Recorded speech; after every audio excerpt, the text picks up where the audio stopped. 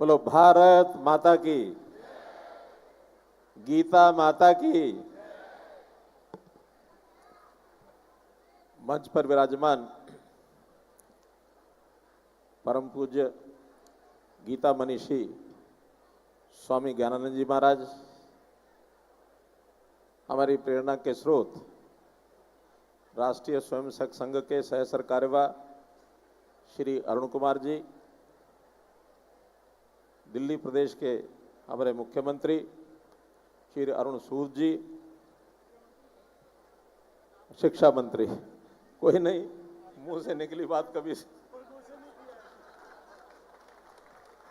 शिक्षा मंत्री हमारे अपना तीक्ष्ण सूद जी, अरुण सूद जी, नहीं आशीष सूद जी, कई सूद हैं यहाँ दिमाग में घूम रहे हैं, एक पंजाब के, एक चंडीगढ़ के, एक दिल्ली के हैं। हमारे बहुत ही वरिष्ठ प्रचारक और शिक्षा क्षेत्र के प्रभावी इस नाते से व्यक्तित्व श्री मुकुल कानितकर जी, सभी अन्य गणमान्य सज्जन वृंद, गीता प्रेमी, हमारे सभी युवा साथी भाइयों बहनों, पत्रकार छायाकार मित्रों, बहुत ही आज एक सुंदर अवसर है जब गीता के प्रति इतना प्रेम स्नेह और एक विशेष भाव रखने वाले और उसमें भी विशेष तौर पर युवा साथी हजारों की संख्या में यहाँ आए हैं। ये बात ठीक है कि गीता का अवसर हमको महाभारत का युद्ध, कुरुक्षेत्र, ये हमको देता है और संयोग से कुरुक्षेत्र ये भी एक संयोग ही है कि वो हरियाणा में स्थित है और हरियाणा की भूमि पर जो गीता जयंती का एक छोटा सा कार्यक्रम कई वर्षों तक चला और 2015 में जब विचार आया कि जब दुनिया के देशों को हम यहाँ बुलाते हैं तो हम दुनिया में जाकर के अपने इस गीता के संदेश को क्यों ना बताएं। स्वामी जी से आग्रह किया, स्वामी जी का मैं धन्यवाद करता हूं, इन्होंने मेरी बात को स्वीकार किया और सारे दुनिया के देशों को आह्वान किया कि आप भी अपने यहाँ गीता जयंती का कार्यक्रम करो। गीता हमको देशभक्ति सिखाती है। गीता साथ में कितने ही बड़े बड़े संकट आ जाए, उन संकटों में समाधान का रास्ता भी बताती है। आज विश्व संघर्ष के दौर पर खड़ा है।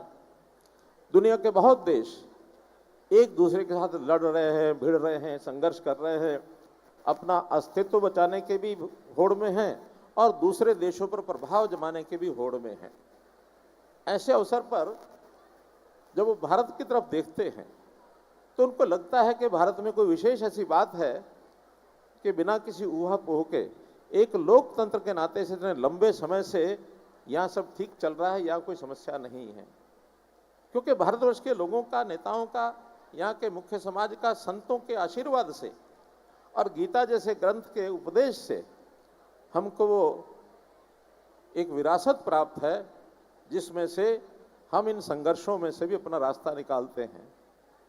हमारे यहाँ वाक्य दिया गया है, जियो और जीने दो, अर्थात हम दूसरों को भी अधिकार देते हैं जियो, लेकिन अगर कोई हमारे अधिकार को छिन्न भिन्न करेगा, कहते हैं कि हम किसी को छेड़ेंगे नहीं, हमको कोई छेड़ेगा तो छोड़ेंगे नहीं। ये और कहीं गीता ही हमको सिखाती है। गीता में भगवान कृष्ण ने अर्जुन को संदेश दिया। अर्जुन ने कहा कि मैं लड़ाई नहीं लड़ूंगा, लेकिन भगवान कृष्ण ने क्या कहा कि नहीं, तुम्हें लड़ाई लड़नी होगी। अब ऐसा ग्रंथ कौन सा है जो गीता का सार ये कहे कि वो कहते हैं लड़ाई नहीं लड़नी, वो कहते लड़नी होगी। अर्थात युद्ध का भी एक नियम है कि हमको जीने का अधिकार है, हमको जीने दो। कौरव पांडव में यही तो था और क्या था। तो खैर कुल मिलाकर वो लंबी बात चली जाएगी, लेकिन इस गीता के बारे में ये जो संदेश है, दुनिया के लोग भी, वहाँ की पार्लियामेंट के लोग, वहाँ के राष्ट्रपति, वहाँ के प्रधानमंत्री गीता के बारे में बहुत कुछ जानने लग गए हैं और गीता को स्थापना करवाई। बहुत जगह पर तो स्वामी जी ने जाकर के उनकी संसद में स्थापना की, उनकी संसद में जाके भाषण किए। गीता का एक संदेश जो उस समय उस काल में सार्थक था, आज भी उतना ही सार्थक है। और केवल एक शासन व्यवस्था, लड़ाई, नियम, राजा महाराजा या सेना या सेनापति उनके लिए नहीं, गीता में आज जीवन जीने का सार हर किसी वर्ग के ऊपर लागू होता है। स्वामी जी ने ठीक बताया कि स्वामी जी ने छोटी छोटी कुछ मार्गदर्शक पुस्तकें गीता के ऊपर सारांश करके लिखी। उन्होंने एक शासक कैसा होना चाहिए ये भी लिखी, उन्होंने एक सेनापति या एक सैनिक कैसा होना चाहिए ये भी लिखी, एक कृषक व्यापारी कैसा होना चाहिए ये भी लिखी, एक परिवार का मुखिया ग्रस्त कैसा होना चाहिए ये भी लिखी, एक आदर्श गृहिणी कैसी होनी चाहिए ये भी लिखी। ऐसी सब बातें लिखते हुए जब 8-9 पुस्तकें लिखी गई, मैंने सब देखी। मैंने कहा स्वामी जी, राजनीति के ऊपर तो लिख देते, हम राजनीतिक लोग भी कभी कभी रास्ते से भटक जाते हैं, थोड़ा रास्ता दिखाने के लिए हमको भी बताओ कि गीता में क्या लिखा है। गीता बड़ा ग्रंथ है, छोटा नहीं है। किसी किसी को सौभाग्य मिलता है कि गीता को पूरी के पूरी का अध्ययन करें, पूरी कंठस्थ करें या पूरी का सार अपने जीवन में उतारें, ये किसी किसी का सौभाग्य होता है। लेकिन गीता का तो एक एक श्लोक इतना महत्वपूर्ण है कि जीवन में अपने लिए जो सार्थक है उसको जीवन में उतार लें तो मैं कहता हूं जीवन जो है वो धन्य हो जाता है। आज विषय है युवाओं के लिए गीता। वैसे तो देखा जाए तो गीता का उपदेश भगवान कृष्ण ने दिया था, किसको दिया था? अर्जुन को। अर्जुन की अवस्था क्या थी? युवा अवस्था थी। एक युवा को गीता के माध्यम से कैसे प्रभावित किया जा सकता है, उसके लिए क्या करनी है क्या नहीं है, ये उसी समय लिखा गया था। आज भी युवा बहुत ऐसे हैं देश और दुनिया में जो गीता के आधार पर अपने जीवन को सार्थक बनाते हैं।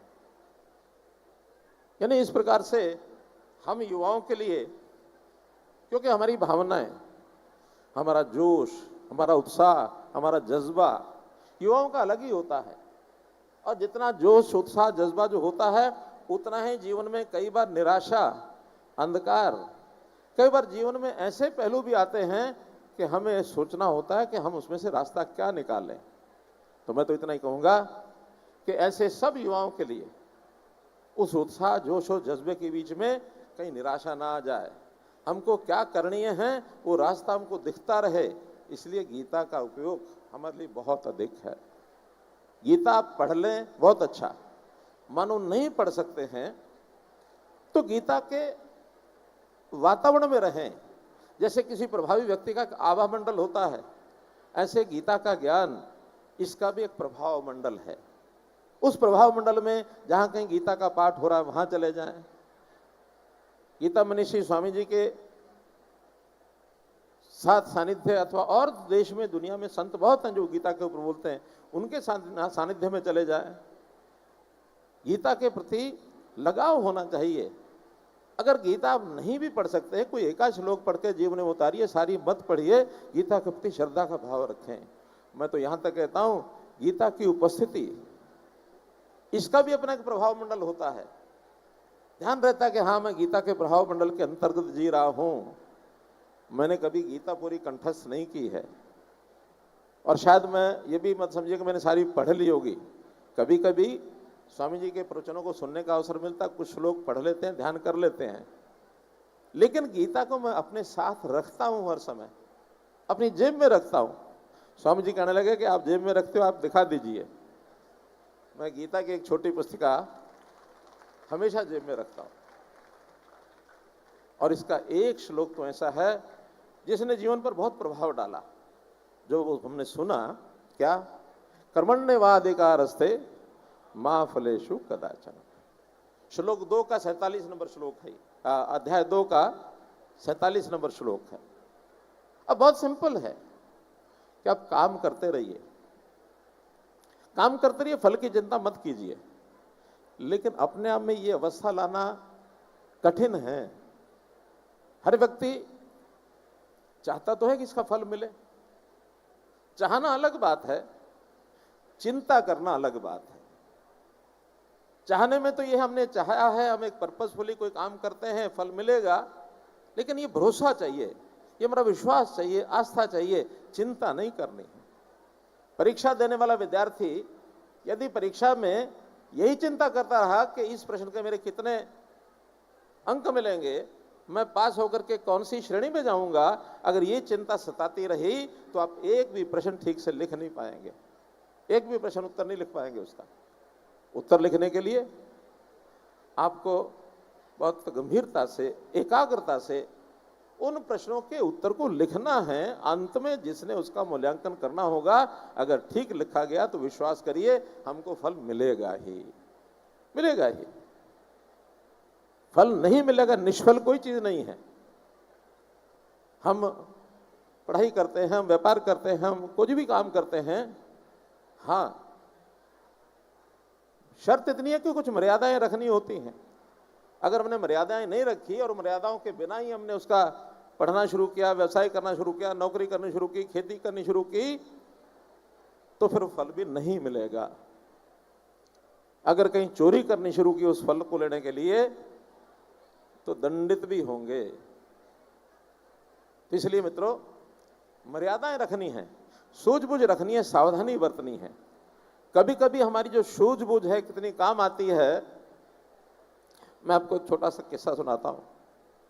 एक बालक, हमारे समय में तो उस समय गेस्ट पेपर आया करते थे परीक्षा के, कल कौन सा प्रश्न आएगा, पता नहीं आजकल आते कि नहीं आते, क्यों सुन सब आते।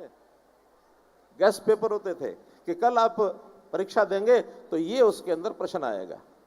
छोटा बालक था, गेस्ट पेपर में पता लगा कि आपको कल गाय माता पर और एक निबंध लिखना है, ऐसे लिखना है। अब उसने गाय माता का बहुत सुंदर सा और एक निबंध तैयार कर लिया कि गाय हमारी माता है, उसके 4 थन हैं, उसके 2 सींग हैं, उसके दूध बहुत अच्छा होता है और उसकी पूजा करते हैं, माता मानते हैं, सब जितना 3-4 पेज याद कर लिए बहुत अच्छे से। अब वो परीक्षा में परीक्षा देने गया तो देखता है खोलते ही कि वहां गाय का प्रस्ताव तो नहीं आया। वहां आ गया कि आप वट वृक्ष पर अपना एक प्रस्ताव लिखिए। और थोड़ी देर तो बालक चौंका, बाद में उसको लगा कि इसी में से कुछ बनाता हूं। थोड़ा बुद्धि का उपयोग किया, उसने कहा कि हमारे गांव में हमारा घर बहुत बड़ा है और उसके अंदर बहुत बड़ा सा हमारा एक वट वृक्ष है आंगन के अंदर, और उस आंगन की वट वृक्ष की अच्छी छाया है, उस छाया का बहुत अच्छा उपयोग है। मेरे दादाजी गर्मियों में चारपाई बिछा करके वहां सोते हैं, ठंडी ठंडी हवा आती है, हम एक कोने में अपनी गाय बांधते हैं, उस गाय को भी बहुत सुख मिलता है। और वो गाय जो उसके 4 थन हैं, उसके 2 सींग हैं, 4 टांगे हैं, उस गाय हमारी माता है, गाय की पूजा करते हैं और गाय का सारा प्रस्ताव लिख करके, और अंत में अगर आपको अपने घर में अच्छी गाय बांधनी है तो घर में वट वृक्ष जरूर होना चाहिए, उस वट वृक्ष की सेवा करनी चाहिए, उसको पानी देना चाहिए, उसको खाद भी डालना चाहिए, उसकी रक्षा भी करनी चाहिए। तो उसने अपनी चतुराई से प्रारंभ कहां से करना है, अंत कहां करना है, ये यदि समझ रख ली तो समझो हमारे प्रयत्न का, हमारे परिश्रम का फल मिलेगा। और अगर कहीं ऊपर और नीचे वो न लिखता, वट वृक्ष की जगह सीधा गाय का प्रस्ताव लिख के आता, तो उसको अंक मिलते क्या? नहीं मिलते। तो मित्रों, इसलिए मेरा कहना है कि हमको इन सब चीजों के लिए अपनी तीक्ष्ण बुद्धि वो तभी आएगी जब हम अपने संस्कार, स्वभाव, आदतें उसको ठीक रखेंगे, अपने जीवन में व्यसन नहीं आएंगे, अपने जीवन में संस्कार अच्छे होंगे तो हम इन बहुत चीजों को और एक प्रकार से आगे बढ़ा सकेंगे। मैं तो आज इतना ही कहूंगा कि अपने जीवन का जो अनुभव है जरूर मैं उसमें साझा करूंगा कि कर्मण्यवाधिकारस्ते, अर्थात ये बात हमको कॉलेज के समय थोड़ी एक आध बार किसी ने सुनाई थी, तब ध्यान में आई थी। कॉलेज में गांव के विद्यार्थी को पता नहीं होता क्या आगे जाके करना है, लेकिन इतना इस बात से मन में विचार आया था कि कुछ करना है, अच्छा करना है। क्या करना है ये कॉलेज के टाइम तक में नहीं पता था। पिताजी ने कहा कि जाकर के दुकान कर लो, और मैं दिल्ली में आकर के दुकान करने लग गया। संयोग से दुकान करते करते वो अवसर ऐसा था, सन 1975 से 77 तक देश में आपातकालीन लगी थी, और आपातकालीन में संघ नाम की संस्था कोई है, ये उस समय हमको पता लगा, उससे पहले जानकारी नहीं थी। संघ पर प्रतिबंध लग गया है, और संघ के जो कार्यकर्ता स्वयंसेवक होते हैं ये बहुत खतरनाक होते हैं। इनके कार्यालय में तो ये होता है, वो होता है, सब कुछ प्रचार करते थे। साथ में कभी कभी हम सुनते थे कि कुछ लोग सुबह सुबह उठते हैं और रोड पर जाकर के भारत माता की जय बोलते जाते हैं, गले में माला डाली हुई है, पुलिस वाले पकड़ लेते हैं, उनको अंदर कर देते हैं। और प्रश्न बड़ा अजीब था कि भारत माता की जय बोलना कब से अपराध हो गया। इसमें से एक उत्सुकता जागी कि एक पहलू वो है, एक पहलू ये है। और प्रतिबंध हटने के बाद मैं संघ का संसेवक बना, जानने के लिए संघ क्या है। और 3 साल में संघ की कार्यशैली और संघ के संस्कार, व्यक्ति को कैसा जीवन जीना चाहिए, ये संस्कार मिलते जीवन में निर्णय किया कि ये जीवन राष्ट्र के प्रति काम आना चाहिए। मैं 1980 में प्रचारक निकल गया। संयोग से अरुण जी और हम इकट्ठे ही प्रचारक थे हरियाणा में, साथ साथ काम करते रहे, साथ साथ आगे। अब आज मेरे जिम्मे जरा जोड़ तोड़ का ज्यादा हिसाब किताब आ गया, ये जरा सीधे सीधे समाज में संस्कार देने के काम में लगे हैं। लेकिन ये अपना अपना काम है, उसको भी हम निभा रहे हैं। अपना अपना दायित्व, अपना अपना कर्तव्य करना है, ये भी गीता का एक संदेश है। तो कुल मिलाकर वो अवसर अगर जीवन में ना आता कि हमें कुछ अच्छा करना है, तो शायद आपके सामने आज मैं नहीं आता। बाकी जो और साथी हमारे जहाँ कहीं पिछड़ गए, रह गए, कुछ भी दुकान कर रहे हैं, कोई रेडी लगा रहा है, कोई खेती कर रहा है, कोई कुछ भी कर रहे हैं, तो जीवन में अच्छे संस्कार के अपने अनुभव आते हैं। चाहे फिर वो सेवा का क्षेत्र हो, चाहे वो राजनीति का क्षेत्र हो, चाहे शिक्षा का क्षेत्र हो, चाहे किसानी का हो, चाहे कोई भी हो, लेकिन जो करना है अच्छा करना है, देश के हित में करना, समाज के हित में करना है। करने से पहले मन में विचार बड़ा कठिन आता है कि फल ना मिले। फल के लिए क्या अपेक्षाएं लोगों की होती हैं? कुछ पैसा मिल जाए, आखिर मेहनत करेंगे पैसा मिलेगा, परीक्षा में पास हो जाए, बताया कि वो निष्फल होकर के अगर काम करेगा तो फल तो मिलेगा ही। लेकिन अगली बात मैं कहता हूं कि अगर आपको मान लो पैसे वाले काम को नहीं करना है, कोई समाज के सेवा का काम करना, उसमें तो आपको ये फल नहीं मिलेगा। उसमें भी क्या मिलेगा? जीवन का आनंद मिलेगा। जीवन के आनंद के लिए तुम सेवा कर सकते हैं। और जीवन का आनंद क्यों मिलेगा? कि जब हम उस प्रकार के काम करने में एक मन में विचार साझा करेंगे कि जैसे हम परिवार के लोगों के लिए काम करते हैं, माताजी पिताजी के लिए काम करते हैं, दादा दादी के लिए काम करते हैं, बच्चों को पालने में काम करते हैं, वो भी तो सेवा ही है। आनंद क्यों मिलता है? क्योंकि वो मेरा परिवार है। अब उसी परिवार तक सीमित रह करके तो अगला आनंद नहीं मिल सकता। मन में विचार आएगा कि जो मेरा देश है, ये देश और ये समाज ये मेरा है, देश मेरी मातृभूमि है, ये समाज मेरा परिवार है। और समाज को परिवार यदि मान लेंगे तो समाज में रहने वाला कोई भी दुखी, पीड़ित, पिछड़ा, उसकी सेवा का अगर काम करेंगे तो जो माता पिता की सेवा करने का हमको पुण्य का लाभ मिलता, आनंद मिलता है, वही इस गरीब को, वही इस पीड़ित लोग को भी अगर समाज में सेवा करने का लाभ मिलेगा तो निश्चित रूप से हम आनंदित होंगे, निश्चित रूप से हमको सुख मिलेगा। तो ये सुख भी एक हमारा फल है, इसको भी जरूर हम विचार करें। पुनः मैं गीता के उस विषय पर आता हूं कि कभी कभी हम कुछ चीज ऐसी हैं जिसके पीछे हमारा लगाव बहुत हो जाता है, हम ढूंढने लगते हैं, लेकिन हमें ज्ञान की प्राप्ति उसमें से नहीं होती। हम अपने सुख के लिए कुछ ना कुछ ढूंढते रहते हैं। फिर एक कहानी सुनाता हूं।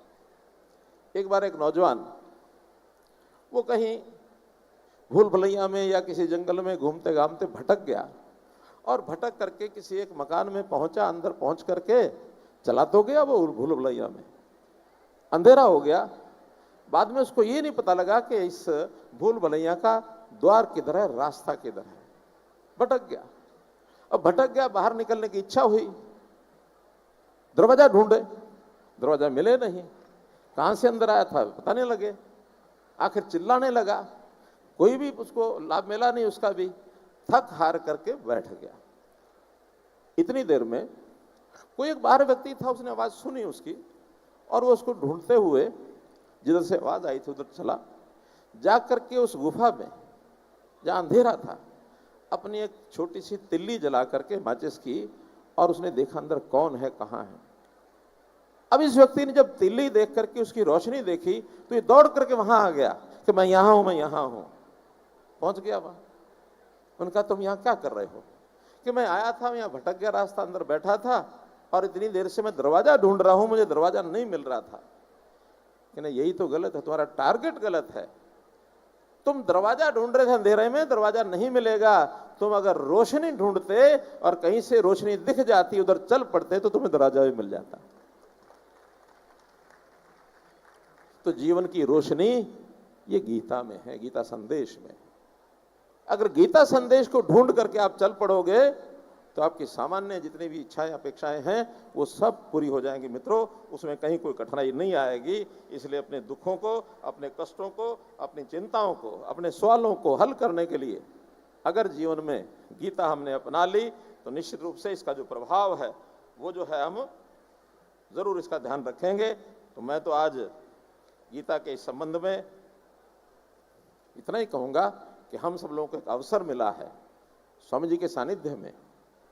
अभी गीता जयंती के कार्यक्रम हर वर्ष होते हैं, इस बार भी इस महीने के आखिर में गीता जयंती का कार्यक्रम शुरू हो रहा है। अब जरूर वहां किसी भी रूप में जाएं, वहां मानो आपको किसी कार्यक्रम में भाग लेने का अवसर मिलता है, कुछ सानिध्य किसी संतों का मिलता है, वहाँ की प्रदर्शनी देखनी है वो देखें, कुरुक्षेत्र का जो आभा मंडल है, जो प्रभाव मंडल है, उसके अंदर जाएंगे। एक दिन रहें, 2 दिन रहें, 3 दिन रहें, लेकिन उसका एक अपना जीवन में आनंद आता है। इस नाते से जरूर विचार करें। एक विचार कुछ लोग बोलते हैं कि गीता महाभारत का अंग है। ठीक बात है, महाभारत का युद्ध है, उसका ही गीता का अंग है। महाभारत का भी अपने ग्रंथ है, पुस्तिका है, उसमें भी कुछ बातें लिखी हैं। लेकिन प्रचलन ये है, लोग कहते हैं कि महाभारत को घर में नहीं रखना चाहिए, गीता को रखना चाहिए। बड़ी एक महान से, वैसे स्वामी जी यहाँ बैठे हैं, इन विषयों पर मेरा बोलना सूर्य को दीपक दिखाने जैसी बात है, लेकिन फिर भी जो कुछ हमने सुन लिया तो मैंने कहा चलो यहाँ आज हमारी भी परीक्षा है, जरा हो जाए, स्वामी जी से बातें पूछ लेंगे। हमने कोई गलत बात तो नहीं कही, पूछ लेंगे बाद में। महाभारत में ये लिखा है कि आपको क्या करना चाहिए, उसमें दुख भी, दर्द भी, अच्छी बातें भी सब लिखी हैं। तो क्या करना चाहिए, एक सैद्धांतिक बात तो महाभारत में लिखी है, लेकिन गीता में थोड़ा सा रिफाइन किया हुआ विषय है, क्या करना चाहिए या नहीं। आग्रहपूर्वक लिखा है कि आपको यही करना है, कैसे करना है ये गीता में लिखा है।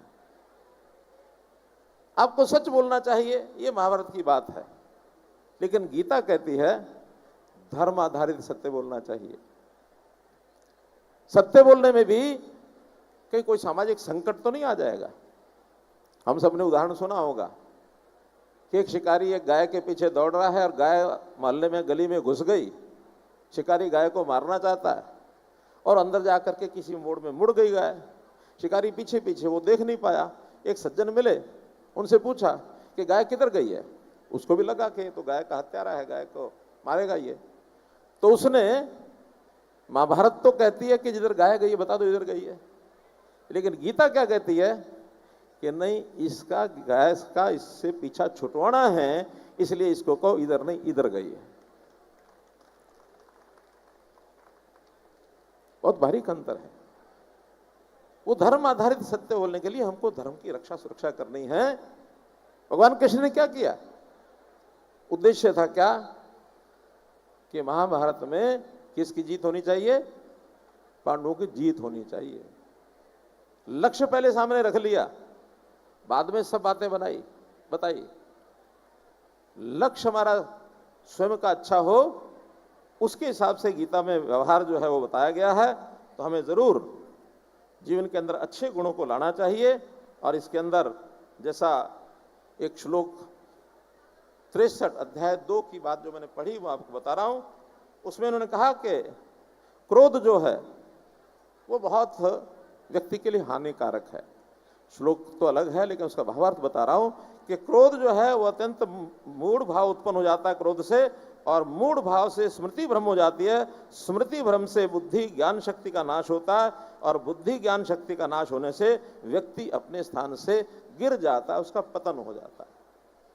क्रोध के बारे में व्याख्या की गई है।